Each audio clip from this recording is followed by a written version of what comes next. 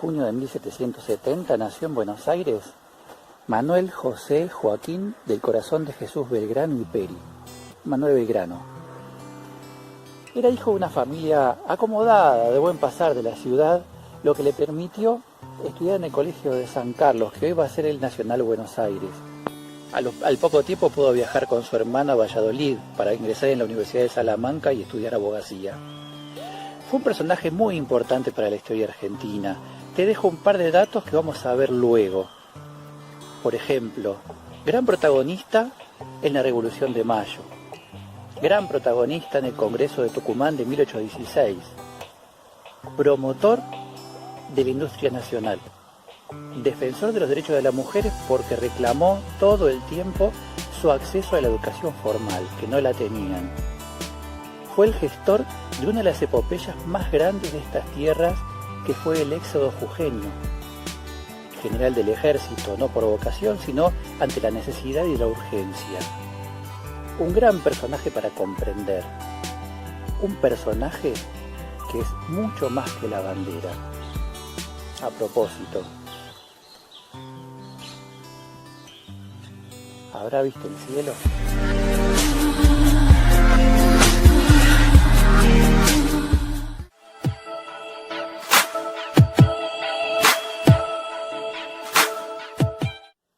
Hacia 1770, año en que nace Manuel Belgrano, la ciudad de Buenos Aires era todavía una pequeña aldea, pero que contaba con un enorme potencial a futuro. Esto se debe a varias razones, fundamentalmente por su ubicación estratégica, geográfica, que le permitía, por un lado, ser la puerta de acceso a todo el continente para el comercio con Europa, y por otro, frenar el avance portugués que se venía desarrollando desde el sur de Brasil e inclusive hasta el actual territorio de la banda oriental del Uruguay.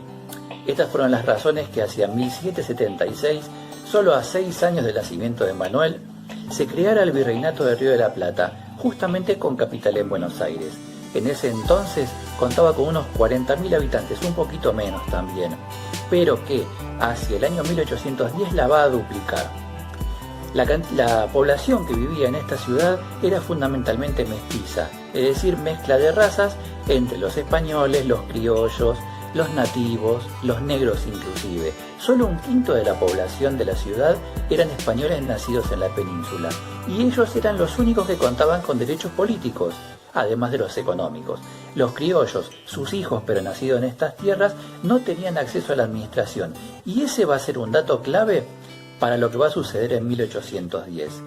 Don Manuel crece en este ambiente en que la ciudad recién empezaba a empedrarse, por lo tanto la mayoría de las calles eran de tierra, y por lo tanto la polvareda del verano y el barrial durante el invierno marcaron la vida cotidiana permanente. Sabemos que los entretenimientos eran bastante escasos, salvo las tertulias nocturnas que se desarrollaban en las casas más importantes de la ciudad. En ellas se van a entretejer muchas cuestiones políticas y que también van a dar por resultado la formación de un pequeño grupo, pero muy importante, de intelectuales que van a ser los mentores de lo que va a venir muy pronto, la Revolución de Mayo.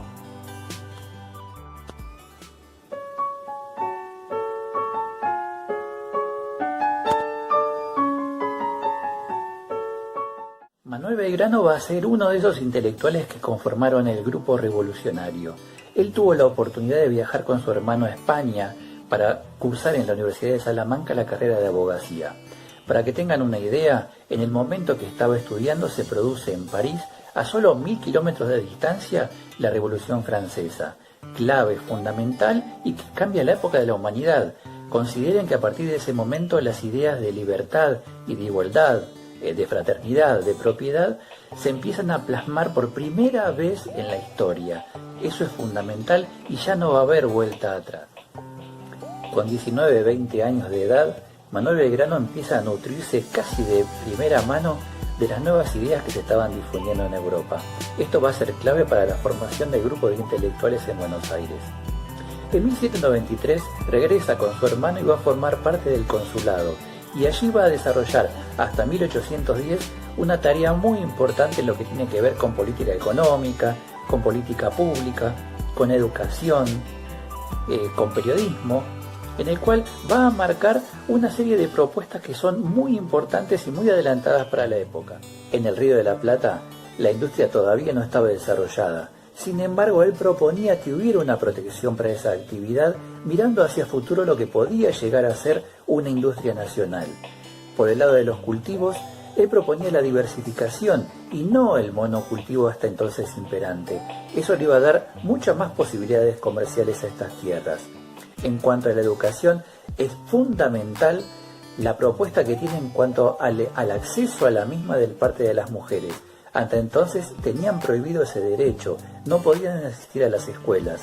Él alegaba cómo una persona que se encarga de la educación de los niños no iba a tener una mínima formación. Está muy lejos del feminismo, pero es un primer atisbo de cierta igualdad que se debía tener en la ciudad.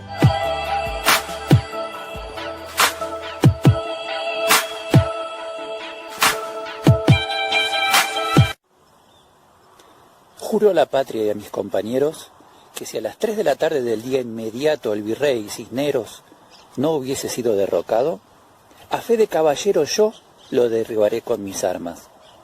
Juro a la patria y a mis compañeros que si a las 3 de la tarde del día de mañana el virrey no ha renunciado, lo arrojaremos por la ventana de la fortaleza.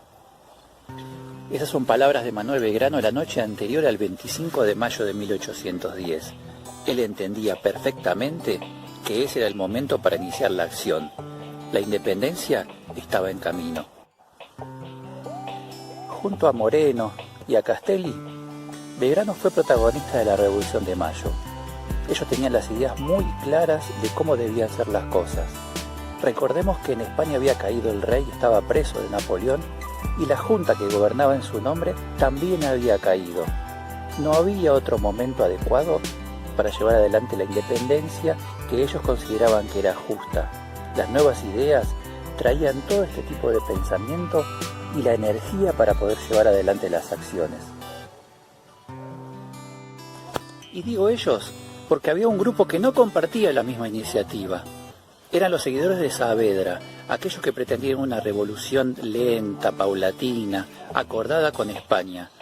Eso no era admisible para los revolucionarios. Entonces, durante los primeros años de la primera junta, los principales líderes, estos jóvenes, van a ser encomendados a diferentes misiones para alejarlos del centro político, alejarlos de Buenos Aires.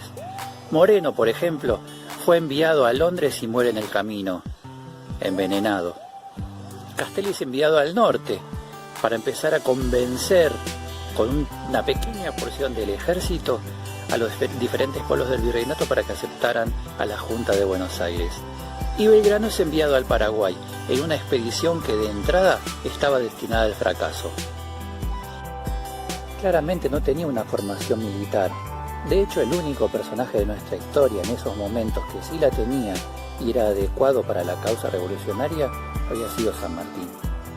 Por lo tanto, él hasta contrató un coach personal para que le enseñara algunas estrategias y tácticas. En la batalla de Tacuarí sucede un episodio que refleja el grado de compromiso de la comunidad y de la sociedad para llevar adelante la revolución.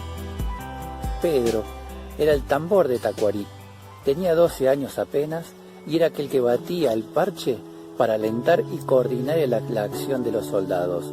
Él muere en esa batalla dejando una gran tristeza en todo el ejército, en toda la tropa. La expedición al Paraguay no fue la primera intervención militar de Manuel Belgrano. Ya había tenido una participación en las invasiones inglesas dentro del cuerpo de patricios, comandada por Saavedra, el opositor político del grupo de los morenistas al cual él pertenecía. La cosa fue así. Velasco, el gobernador de Paraguay, no aceptaba la autoridad de la Junta de Buenos Aires. Por lo tanto, esta envía un grupo militar muy reducido de unas 200 personas aproximadamente, con 4 piezas de artillería nada más, y al mando de Manuel, y que pretendía que durante todo el trayecto que llevaba desde Buenos Aires hasta Asunción del Paraguay, lograra juntar soldados para la causa. Así fue, así llegó a reunir aproximadamente 1.200 hombres y algunas piezas más de artillería. Pero cuando llega al Paraguay, se encuentra que las fuerzas de Velasco lo sextuplicaban aproximadamente. Sufre 2 derrotas importantes y él observa que no hay caso, no hay nada que hacer y por lo tanto va a firmar una rendición. Esto va a derivar que al año siguiente, en 1811, se establezcan los límites y de la futura independencia del Paraguay, que se cumple en 1813. Es muy importante resaltar en esta época el grado de voluntarismo de las personas, el grado de disposición que tuvo Belgrano para llevar adelante cosas y acciones para las cuales él no estaba preparado. Una batalla no es un juego. Él no consideraba mal que Paraguay pudiera independizarse. Lo que no iba a admitir nunca era que siguiera bajo los dominios de España. Y como esto se iba a producir inmediatamente, consideró que estaba bien el acuerdo que habían llegado. Y cuando regresa a Buenos Aires, lo espera una nueva misión. Es enviado a la ciudad de Rosario para frenar el avance de los españoles que venían transitando el río desde Montevideo hacia el norte, por el Paraná. Allí va a inaugurar 2 baterías militares. Va a entregarle a los soldados la escarapela nacional y además va a crear algo que los identificará y que será el inicio de una nueva historia.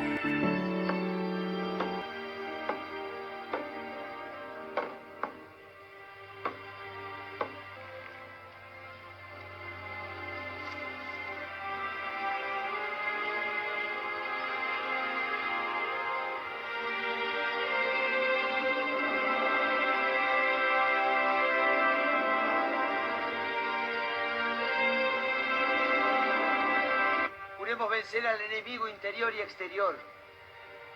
Y la América del Sur será el templo de la independencia y de la libertad.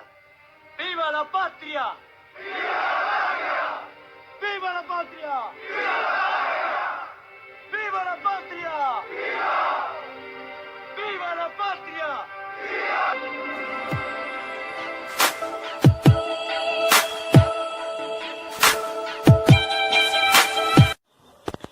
Juremos vencer a los enemigos interiores y exteriores, y la América del Sur será el templo de la independencia y de la libertad. Con esas palabras, Manuel Belgrano inauguraba la batería Independencia en la ciudad de Rosario. Esto fue un bombazo para Buenos Aires, que no quería saber nada de definir qué iba a pasar con el futuro del Río de la Plata. Pero no fueron esas palabras las que enloquecieron a Rivadavia, el secretario del primer triunvirato en Buenos Aires, sino lo que sucedió después. A Manuel Belgrano se le ocurrió enarbolar una bandera. Pretendía darle unidad a su ejército, a sus tropas. Ya contaban con la escarapela celeste y blanca que se había sido autorizada, pero no es lo mismo. Una bandera integra todo el territorio, integra a toda la nación. Y el gobierno no estaba dispuesto a dar ese paso todavía. ¿Por qué? Porque en Europa las condiciones no estaban dadas para que se aceptara esa decisión en estas tierras. España se encontraba aliada de Inglaterra, enemiga de Francia. La lucha comercial era atroz y no se podían destinar tropas a combatir en estas tierras de Sudamérica. Era un embrollo y en el medio a Belgrano se le ocurre dar este paso grandísimo. En cuanto a la bandera en sí misma, existen varias controversias. Por un lado, el tema del color, si era un celeste más claro o más oscuro. Eso no podemos saberlo. La primera bandera no existe, no dio ningún tipo de registro. Por otro lado, el tema de las bandas. Si la bandera tenía 3 franjas horizontales o verticales o 2, no sabemos bien cómo era todavía. Hay quienes dicen o aseguran que era similar a la utilizada por San Martín en el ejército de los Andes, 2 verticales, una celeste y una blanca. Y por otro lado hay una historia muy particular, con otra bandera, la bandera macha. Resulta ser que en el avance del ejército del norte, en el Alto Perú, para encontrarse con el ejército español, y luego del enfrentamiento de las batallas de Vilcapugio y Ayohuma, donde es derrotado Belgrano, deja las banderas en cuidado de un templo, en la parroquia en la localidad de Macha, en Bolivia. Allá por 1880, el párroco del lugar encuentra escondidas atrás de unos cuadros 2 banderas, las 2 con 3 franjas. La particularidad que una tenía 2 franjas celestes y una blanca, y la otra 2 franjas blancas y una celeste. El gobierno argentino, al enterarse de esta realidad, solicita la restitución de ambas. Bolivia le entrega una, que se encuentra hoy en el Museo Histórico Nacional, que es la que posee 2 bandas celestes. La bandera blanca, celeste, blanca es tomada por Tucumán como bandera provincial. De esta manera se considera que esa es la primera bandera que al menos tenemos registro en la historia argentina. Data de 1803. Belgrano actuaba, decía y producía gestos. Además de la bandera y la escarapela que había empezado a utilizar ahí en 1812 en Rosario, el nombre que le puso a las baterías de defensa fueron Libertad e Independencia, uniendo los ideales de la Revolución Francesa junto con la pretensión de esta generación de romper lazos con los españoles.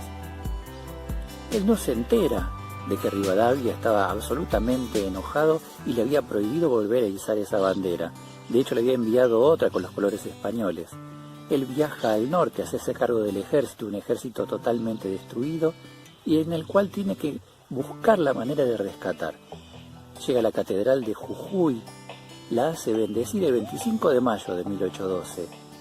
Recién en julio se va a enterar los que los porteños pretendían.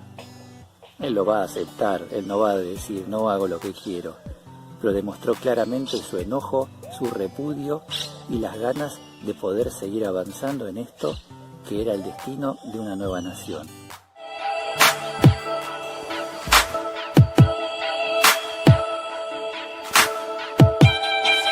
El año 1812 fue muy intenso. Incluso la revolución estuvo a punto de ser sofocada por los españoles. Para que ello no sucediera, la acción de Belgrano fue fundamental. El ejército del norte, bajo el mando de Pueyrredón, había sufrido una durísima derrota en Huaki. El general había pedido el traslado a Buenos Aires por encontrarse mal de salud. Por ese motivo, designan a Belgrano a hacerse cargo del ejército allá. Cuando Manuel llega a San Salvador de Jujuy, se encuentra con un ejército totalmente moribundo, en su peor momento, derrotados, sin dinero. 500 de los 1500 con que contaba estaban inhábiles para el combate. Por esta razón, tiene que tomar decisiones, y decisiones muy drásticas, si no, la causa de la revolución estaba perdida. Se sabía que desde el norte, que desde Bolivia, avanzaban las tropas de Tristán, e iban a ser indetenibles en esas condiciones. A mediados de agosto, Belgrano toma la decisión. Debemos abandonar las tierras. Iba a comenzar lo que conocemos como el éxodo jujeño, uno de los episodios más épicos de la historia nacional, compartiendo el liderazgo con el cruce de los Andes de San Martín. ¿Por qué?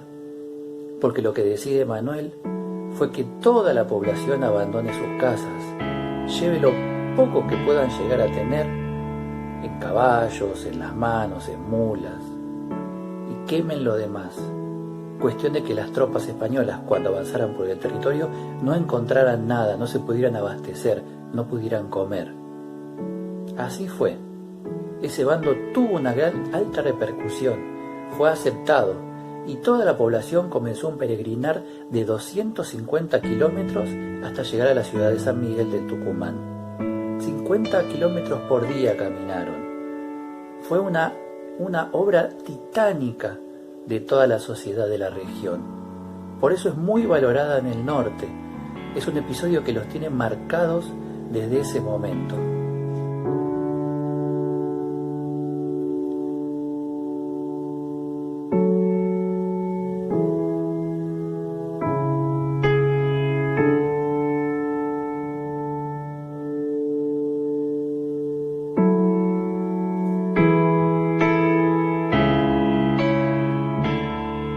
San Miguel de Tucumán, y gracias al apoyo del gobierno provincial, logra rearmar a las tropas. Esas tropas empezaron a tomar confianza, inclusive empezaron a estudiar. Él había obligado a cada soldado a leer cuáles eran mínimamente las obligaciones del soldado. Todas las noches llamaba a algunos y les tomaba lección. Para él la educación fue fundamental. Aquí quedan demostradas las enormes capacidades de Belgrano como militar, como estratega. Él desoyó las órdenes de Buenos Aires de regresar a esa ciudad para defenderla de Artigas que quería imponer el federalismo, a defender la totalidad de estas tierras. Sin embargo, el gobierno del triunvirato no hacía caso a eso. El gobierno del triunvirato quería defender sus intereses, y eran los intereses del puerto de Buenos Aires. Así las cosas, logran vencer en la batalla de Tucumán a los españoles, una gran victoria, especialmente para renovar el espíritu libertador. Los persiguieron hasta Salta y logran una nueva victoria, 2 victorias consecutivas. Esto le valió un gran reconocimiento. La situación se estaba empezando a dar vuelta. Allí deja como un gran defensor de la región a Güemes. Güemes, que defendió a la patria en la frontera norte, y va a continuar sus acciones mientras San Martín cruzaba la cordillera de los Andes y avanzaba hacia Lima por el mar. Belgrano es reconocido. Le entregaron 40.000 pesos fuertes, lo que hoy equivaldrían a unos 3 o 4 millones de dólares.